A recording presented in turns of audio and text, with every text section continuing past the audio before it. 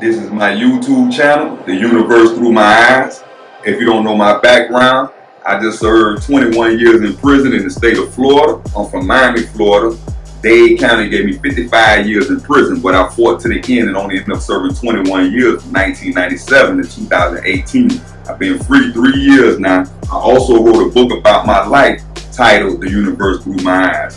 I'm going to be waking people up by prison and the streets. Stay tuned.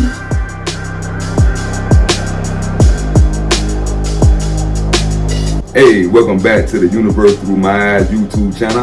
I love all the support. I love everything you guys for tuning in. Please like and subscribe. Y'all already know, man, I went from convict, inmate Stacii Lewis to author Stacii Lewis, which is a beautiful thing, you know, it's with titles like that. But this is my book, The Universe Through My Eyes. It's part 1, based on my life story growing up in Miami in poverty neighborhoods and the tragic things I've seen as while I was growing up, all the way up to what led up to me even serving 21 years in the first place.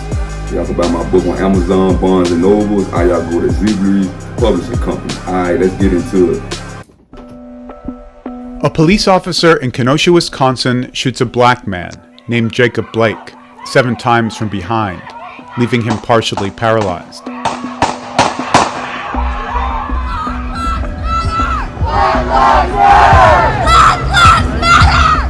Two days later, in the midst of protests and unrest, a teenager carrying an assault rifle kills 2 people and wounds a 3rd.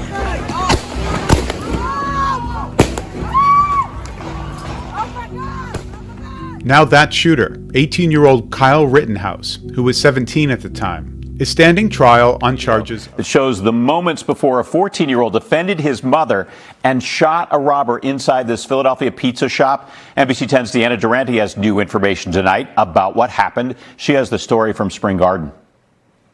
Behind the counter of Bold Pizza, a woman and her son. You can see the efforts to hand over the cash. The boy moves to the right, and sources say he grabs a gun from under the counter and struggles with the gun's holster. He gets the weapon free and fires. 2 videos y'all just seen just now. It's a point, and I'm going to get to it. It's an angle, and it's going to pertain to something because it pertains to my life. That's how I end up in prison, and that's why I'm bringing this problem up that I'm seeing as problematic in America right now. Now we see Rittenhouse was one of them. Rittenhouse was a 17-year-old kid during the riots, had an assault rifle. First, how he got it. They figured that out. Second, why that person not incarcerated for even buying him an assault rifle with no papers, no concealed carry firearms, none of that. No background check on Rittenhouse, none of that. So he got a firearm. Now he killed 2 people. Now, the 2 people he killed got loved ones. And I'm surprised they're not suppressing the issue either, really, on why the person that bought this man the assault rifle in the first place is the person that should be incarcerated right now. Because Rittenhouse shouldn't be really incarcerated because he beat his case. But at the end of the day though, the person that gave him the gun and purchased it should be incarcerated. Now I'm going to show you how it pertained to my life. In the long run, I got a story about how I ended up doing 21 years in prison. It's just one of the cases I'm going to break down to you that it pertains to my life also in the same situation. Well, I was in an armed robbery. My co-defendant was killed by the manager right in front of me. We got in a shootout. I get away. We're going to get to that story later on. Now, the second guy, just a 14-year-old boy working inside a pizza parlor with his family and his mom at the register. Black guy, purchased son, tried to send the money over there so she could open the cash register up. He reached across the counter.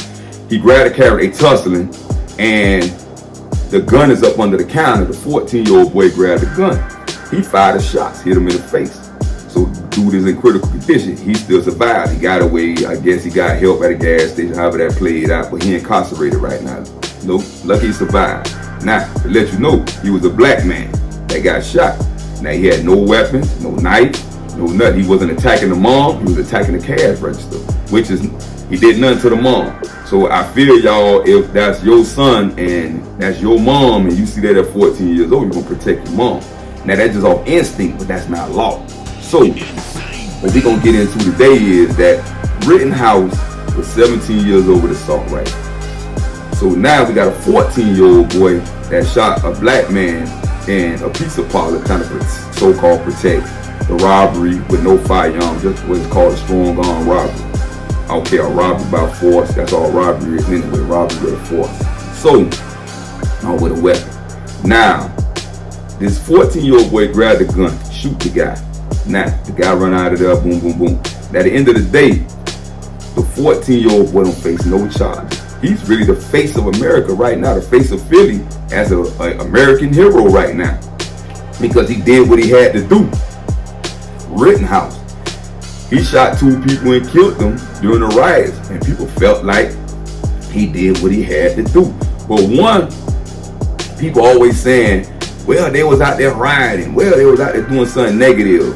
But at the end of the day, how Rittenhouse was out there in the first place also. He came from Illinois and came out there.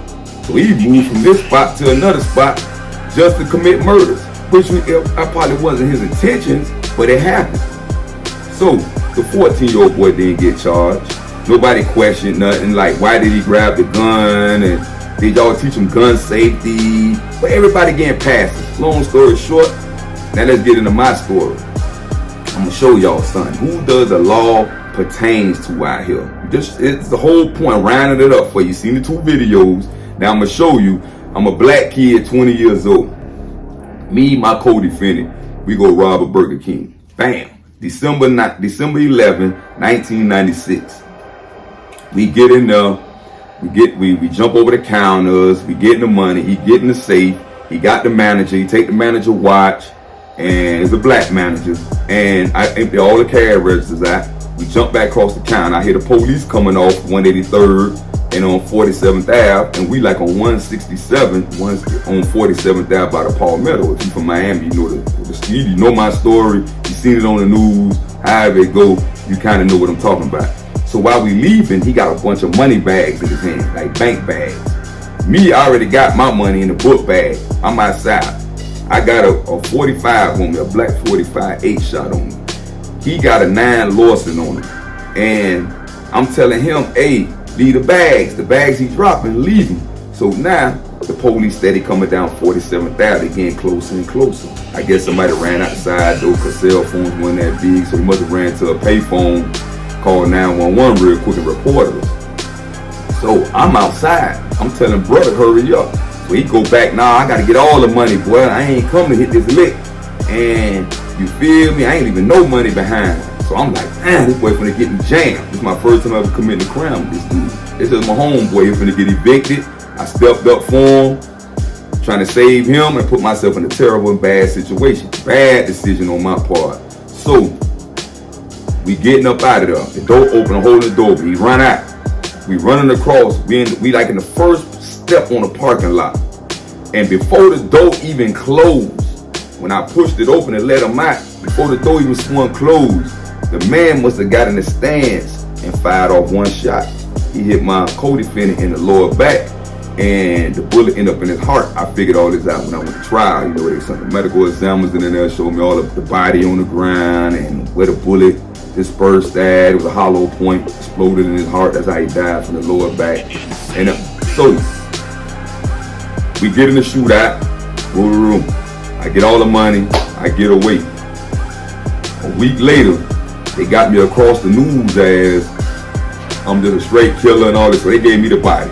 So what that means is, when you in the process of a felony and y'all kill anybody by mistaking a car, however it go, either your co-defendant get killed, you automatically charged with 2nd-degree felony murder because y'all was in the act of a felony. And that's how I got my murder charge. A lot of people don't even know that. They think I actually killed somebody, and they believe that they had me all across the news like I was just the bad guy. On burglary, on robberies, murders, all reward money for me and all this. So that's how they paint your picture. Why I say don't watch the news all the time. You know, take what you can from it and move on, because they'll paint a picture of you like you just a killer. Have police want to take me down and kill me instead of incarcerating me. But let's get back to the topic. This manager had no business license to carry a firearm inside his business. He got a self-owned Burger King. His daddy owned all these Burger Kings. Then you listen, Williams. So he's the manager. Now he shoot my dog in the back. Now, know what everybody's saying right now? But y'all was in the wrong. If y'all would have never go commit that crime that day, your homeboy would have never got killed that day by that manager. So really, the manager is the hero. But it's something called law. And law is based on, it's for everybody, even police. When you break it, you should be charged. He should have been charged for shooting my dog in the back as we running away from the scene, because the law stipulated back then in 96 that if you're in no imminent danger, I mean, it's nothing faced towards you, like I'm finna kill you, I got a gun pointed toward you, you got the right to shoot me if I got my gun pointed at you, I'm threatening you with a weapon, like I'm dangerous. What imminent mean, like you're dangerous. So he shoot my dog in the back, we outside running away, and he shot my dog in the back and killed him right in front of me. So the manager don't get charged. He was considered a hero, which I understand if you're in an upright society and you believe in that kind of stuff, or you just believe in law should apply to all races, to all titles you carry out here, a doctor, a manager, whatever you own, gas station owner, whatever it is. We all follow laws and protocols out here. You can't give one a pass and throw it all on the other one because you thinking from emotions that, oh, they should never commit an armed robbery anyway. He protected his place. Instead of saying, sir, you know we got to arrest you because you only got to carry and conceal, but it must be concealed in your car. It can't be concealed in the Burger King. So instead of making him a criminal, they made him a hero.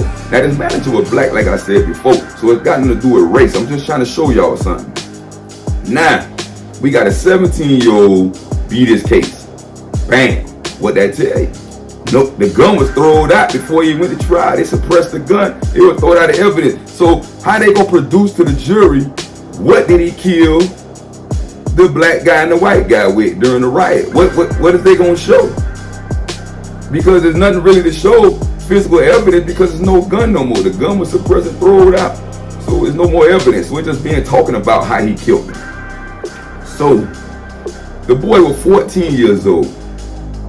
He didn't kill, but he shot the guy in the face. He did what he had to do, what anybody will do.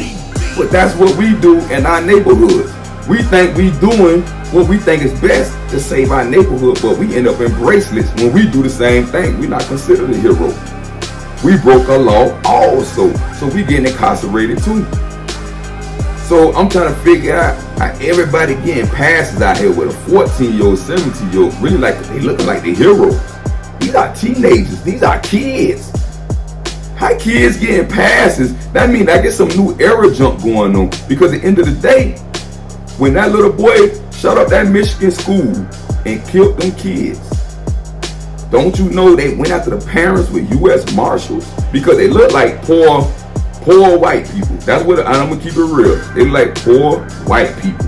And that's why they went after them the way they did. And they try to run away. They try to run. So if they got punished for that kid using the parents' gun and they sent the U.S. Marshals behind them parents, that means it was serious. So Rittenhouse, 17 years old, somebody purchased a gun for him. That guy never got incarcerated. I never heard a guy being incarcerated. But y'all just went after the parents after the Michigan school shooting. Because y'all said they were the owner of that weapon, and that's how he got in possession of that weapon. Because the parents didn't put it away safely and all that. It was easy access. So bam, that's like laws in every state almost. Parents get blamed for what the kids do because they use, your gun wasn't properly set away. So if that's the case, this 14-year-old boy, that's one of the parent guns in there. Do he know gun safety? Do he know law? Do he understand? He shot an unarmed black man just trying to snatch money out of a register. He never put his hands on the mama. He never punched her. He never strangulated her like they tried to say at first. He never pushed her. Both hands on that video, as you won't see, he got both hands on the register and they struggling for that money. And that's all it is. The little boy took it upon himself that I'm going to be a superhero today and I'm going to shoot this guy. So where these kids getting this mentality from that's not from poverty neighborhoods, think they got the right just to kill people out here, and then when they go to court, or they never go to court, they just get a pass out here. Why? We getting killed just for walking away from a crime scene. We getting killed for running from the police with no firearms on us. You understand what I'm saying? Where I'm going with this? I was sent to prison for what I did. And I never cried a day about it. I never said I was wrong. If you notice, I'm not saying, oh, they should have never convicted me for the murder, because they was right. I did get my homeboy killed because we should have never did that together. And by us not doing it, that means that would have never happened. So it happened. So I deserve to go to prison. That's a fact. But at the end of the day, I hold my end. Why the law don't hold their end? Prosecutors don't hold their end and be like, hey, we got to charge the manager too. Because at the end of the day, the manager didn't have a business carrying license. So he had a firearm that was legal, but he don't supposed to have it on his persons inside the Burger King. That's why he had it hidden, not on his person, because he got a holster. But he just bring it in because he feel like, well, if I do kill somebody, I guess they'll just let me go because the other people was in the room. Now, at the end of the day, law don't work like that. It's not, I guess, it's not, I think. Law is law. It's in black and white. We just talked about documents. How strong words, that's in black and white, in paper, and document, like I said, the Constitution all the way to now, the law. So, if a law matters over everything, why is it only being applied to certain people? Why? Rittenhouse home doing interviews. The same guy bought him the assault rifle. Where he at? He's still walking around like, whoa, I got away, boy. Rittenhouse the hero. I'm clean. I got a clean slate. Now this 14-year-old boy almost caught a murder charge. He shot that man in the face. Now say he would have killed that man. I mean, he'd have been 14 years old with a body at 14 years old. He don't understand that he had to wake up to that every day psychologically, that he killed the man, shooting him in the face because he's trying to protect money that belongs to his mom, pizzeria, which I understand, because that's what you're supposed to do. But when we do it in our poverty neighborhoods, running law by what we believe, I seen a dude that's from my hood in Liberty City. These dudes robbed him. He chased them down and shot one of them and killed him in the back. That dude went to prison for 30 years. 30 years. He just wanted his belongings back. He felt like the only way to take it back, they came with force, with a firearm. So he chased them for blocks, and then he ran them down. He killed one of them. So at the end of the day, he was no hero. He ended up being the bad guy. He in prison with me, like, because they said he didn't follow the law. They said somebody robbed you, and if you're not in imminent danger, you better call 911. You let them handle it by you giving them a description, what they have on, what they look like, what kind of firearms they had, and we go, if you can help us pursue the investigation as it goes along, we'll come back to holler at you if you got any new evidence. So at the end of the day, I'm just showing you that when we do it, it's a problem. We take law in our own hands, it's a problem. I seen this dude up here in Atlanta. 4 kids try to do a home invasion on our 3 kids. 4 out of 3 kids. They probably been in school this day. All black kids. They try to kick his door in on a home invasion. He come out the door and killed like 2 or 3 of them. I believe he killed all 3 of them. I believe he killed all 3 of them. They really went back to really find out should they arrest this guy. And they on his property with guns. You know they teenagers.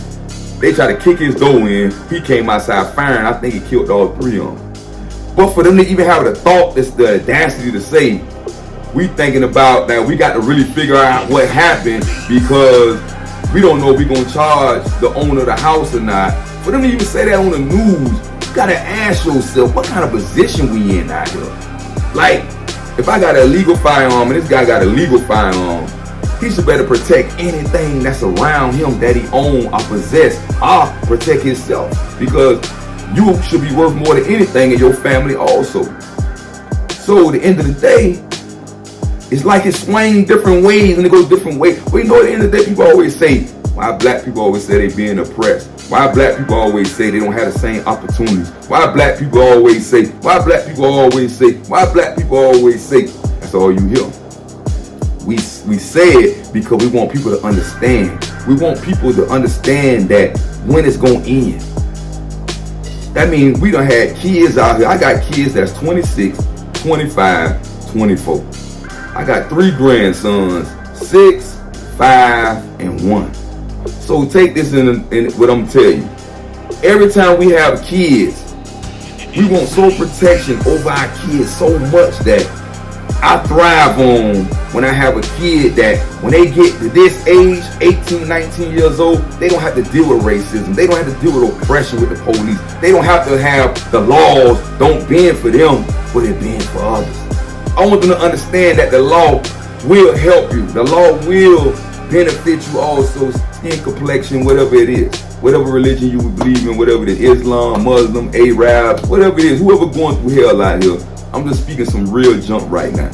That now I got a son, he's 10 months old, and at the end of the day, I was really hoping that I didn't really want to bring a kid into this world because of my mind that in 18 more years when he turned 18, this same foolishness is going on while he's a grown man, and he had to deal with it from a kid to a teenager to an adult. He asking me questions. I'm an old man still explaining to him that, hey, a lot of people ain't going to understand you. Hey, a lot of people ain't going to like the way you look. Hey, a lot of people ain't going to like the way your hair look. Hey, a lot of people ain't going to like the way you dress. It's just what it is. Nobody ain't going to like the way you play your music loud in your car. A lot of people ain't going to like the way your car look with rims on it and paint jobs or this kind of car. So for us to keep going through this same cycle over and over, people keep saying stop racism, end racism, and all that stuff. If it's not ending, that means people that's claiming they want it to end, they really don't want it to end. They do that for the, the talk on social media. They use it for the news to make it seem like they're supporting the black people. But it's only happening, really, the blacks and Hispanics. Majority of the blacks. If blacks are like 43% of all the people incarcerated, I don't know if the number actual right. I should have looked it up. But 43%, I believe, is the population of minorities in prison, is black people. So the rest just make up for the other 57%. You gotta ask yourself, why so many arrests? Why the law don't work for us?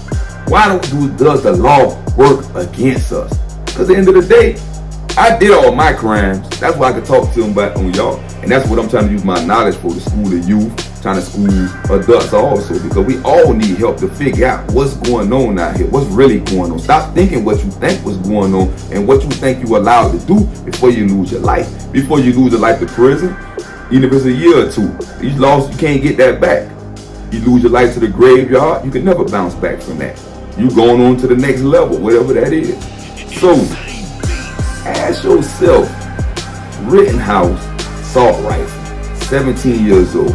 See, people focused on he got convicted at 18.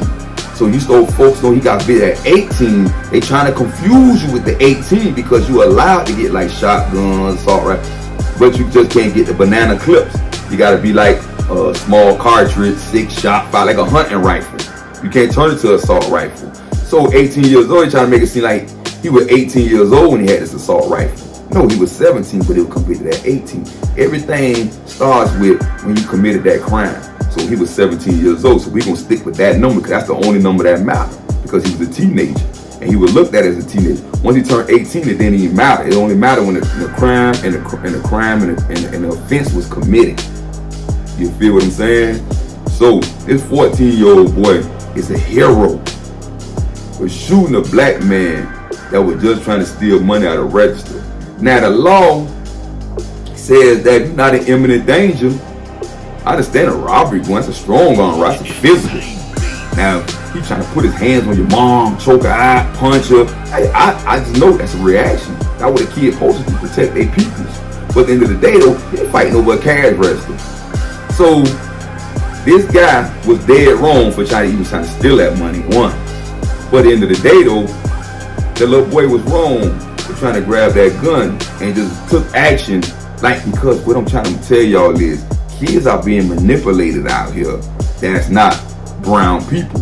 They actually being manipulated, believing that they have the right to shoot a black man, and they believe they could get away with it. Now it's just not police doing it. Now it's not just adults doing it. Now we got kids out here taking matters in their own hands. Their brain ain't even fully developed, but we teaching them as a race that, oh, it's okay to shoot a black man down, I promise you will get away with it. We'll bend the law to make it work for you with no questions asked. We'll go through the protocol asking questions, but at the end of the day, we're going to pat you on the back and say, nice job, with nobody looking. But black people protect their neighborhood. Black people do this. It's always the law. The law is with us now. The law. So now they got me just thinking like, damn, the law is only applied to us. For us to follow these rules and everybody else just to bend them, we're going to bend the rule. I'm doing this today. And that's how I feel. I know if I go to jail, I get the best lawyer. I'm like black people go to jail, and it's like, I'm going to tell you some real talk. Y'all think a lot of people get money out here. Probably 85% of the black community don't have a paid lawyer when they hit that county jail. A lot of people can't even bond out, but you see them hustle all day. So I'm just telling you that the odds are already against us when we in a public defender. Are they going to give you a state paid lawyer? Both are being paid by the prosecutor. You feel what I'm saying? Public defender office work for the prosecutor office. Now, the state pay they give you, they got to take so many pro bono cases a year. So pro bono case mean that they have to take on cases where guys that can't afford an attorney because their case costs too much. So every year, so many lawyers have to do this every year, like a give back. But they get paid by the prosecutor, pay them a small, very amount. Nowhere near what your case is worth. But I'm just telling y'all, ask yourself, who are the laws really for? I had 55 years at 20 years old. No record, no tickets, no nothing. A lot of them cases, they really ain't had no evidence in it. They still found me guilty. But I did it though, and I never said I didn't do it. But at the end of the day though, I'm talking about for the ones that's really out here trying to protect their family, their friends, their possessions, and then the law is applied to them, and they end up incarcerated, and they was a working man, a working lady. Are they dead? But y'all got an excuse to brush it up under the rug. Why y'all got teenagers committing shootings out here, and it's okay. Y'all offered the other kid that shot up the junk, and y'all offered to take him to McDonald's. And people caught that. People caught the judge laughing with Rittenhouse. They caught that on camera. There's no other states intervening, no other counties in Wisconsin intervening, or nothing. They just let it fly. The judge can do what they want to do. He can have word back.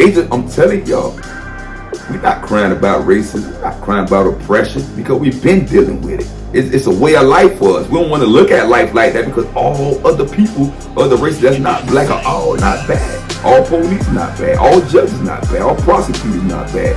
But at the end of the day though, majority is getting bad because now y'all allowing teenagers to being taught as do whatever it takes. When it come down to brown people committing the crime because police getting away with it, so they open the doors on it first. They get found not guilty, not guilty, not guilty, not guilty, and all that. Then you got Chauvin. He get found guilty. He got found guilty because it's on camera. He been recorded showing no remorse, no sympathy, just sitting on that man's neck, George Floyd. He was bragging, like showing off, bragging, like I run this, I got a badge on this, what it is. Y'all got me thinking the police department gonna be the new Gestapo over here in America. Like, we can't be KKK no more, but we could be Gestapo. We could put a badge on, go through training, get our badge, and we could team up together, and we could make the world how we want it, the nation. But I'm just telling y'all some real junk though, man. Y'all take that into y'all mindsets today, man. I appreciate y'all tuning in, man. I appreciate all the love. Remember, subscribe and like. Remember, man, your brother's keeper, man. You know I appreciate all y'all, man, and all y'all boys in prison. Y'all already don't be a voice for y'all. I was there. I lived there. I watched my kids grow up. 21 years, me in the joint in prison. I come home, I got grandkids. So I'm just showing you that I did do what I do. There's a lot of people in there coming home that's getting found innocent, and the only thing they getting is a couple of $1 million. $1 million do not cover 20-some years of a person losing their life and family. They could get killed in there. They could get raped in there. All that. Their mind concept could change and adapt to their environment and come back out and never be normal again. All because y'all made a mistake. Or y'all just want to close this case out, put it on the brown man, and that's what it is. If you notice, there's more brown people cases being overturned for being innocent because they didn't have money back then. So now they got the innocent projects coming in, intervening, and now these guys being released. Now they just saying, oh, he got $1 million, $5 million. Oh, he got this. Oh, he on TV talking. Oh, they did a movie behind these guys. Oh, but the mental state, they disturbed forever. Now I'm not saying the victims should get a pass and all that, because the victims just thought this was the guy that did that. Whoever thought, the witnesses just thought, however it went. But at the end of the day though, the prosecutors didn't do their job. Homicide didn't do their job. Detectives didn't do their job. Whatever kind of case it is. Because it's brown people. It's like they just throw it under the rug. Just get the conviction, keep it moving. He'll find his way out in the long run. And it's sad because so many people in prison saying that they ain't do a crime, but they knew they was there. But they're in prison forever because they don't know how to get out. They don't have no money. Like the law library is only good enough because most dudes don't know how to write and a lot of dudes don't know how to read. At the end of the day though, man, love y'all boys in prison, man. Y'all already know, man. Happy holidays for y'all boys, man. If I don't drop no video before then, which I doubt it. Y'all boys hold y'all head up, man. If y'all got somebody incarcerated, y'all keep it real with them, you feel me? Y'all already know, man. Buy that book, Universe Through My Eyes, man. That's part 1. Part 2 should be dropping next year. I'm trying to work on it now if I find time. I'm really trying to put it together. A lot of people been saying part 2 need to come out ASAP. But part 1 only leads up to when I was born in Miami, all the way up to the day I was arrested, going into the county jail. Y'all buy that book on Amazon, Barnes & Noble, y'all Zilla Breeze Publishing Company. Appreciate y'all, man. Like and subscribe. Y'all have a nice day and a nice weekend and happy holidays to everybody.